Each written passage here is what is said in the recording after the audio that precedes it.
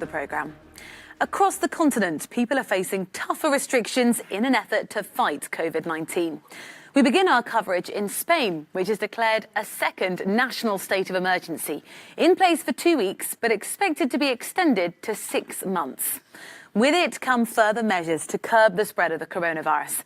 The new nationwide rules include a nighttime curfew from 11 p.m. each evening to 6 a.m. the next morning. Local authorities have the right to modify the hours of the curfew, close regional borders and limit gatherings to 6 people. Only the Canary Islands are exempt. Well, for more on Spain's state of emergency, we're joined in the studio now by Manu Terradios from our Spanish service. Morning to you, Manu. Why have they put this second national state of emergency in place? Buenos días. Good morning, Rosie. Well, first of all, it's absolutely necessary as legal tool because we're speaking about limiting some basic freedoms, like, as you said, freedom of movement. So the current legislation, obviously, it doesn't allow it. They need some sort of a special situation. You said this is the second nationwide state of alarm that's going to be implemented. We all know the first one, it was in spring.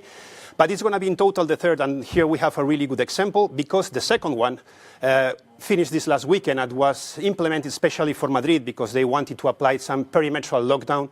So people in some areas in Madrid were not allowed to move outside or inside.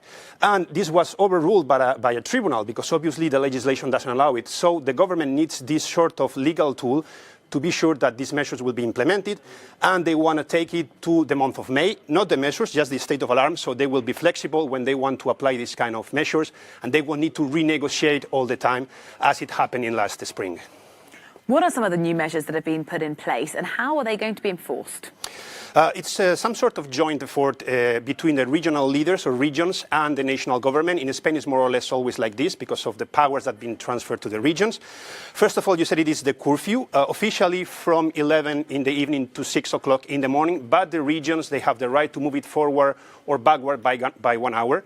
But they cannot ignore it. That's the only national measure they cannot absolutely ignore it. So, for example, Catalonia will start it probably at 10 in the evening. Madrid said they will do it from midnight.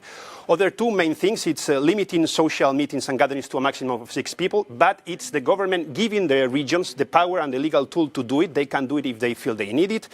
And the third one, it's one we already had in some places, which is this perimeter lockdown that can be applied for a whole region, cities, just districts, so people are not allowed to move in or move out. It's not total, so people can do it if they need to do it to work or to go to a hospital or something like this. But once again, the regions will be responsible to implement it in their own territories.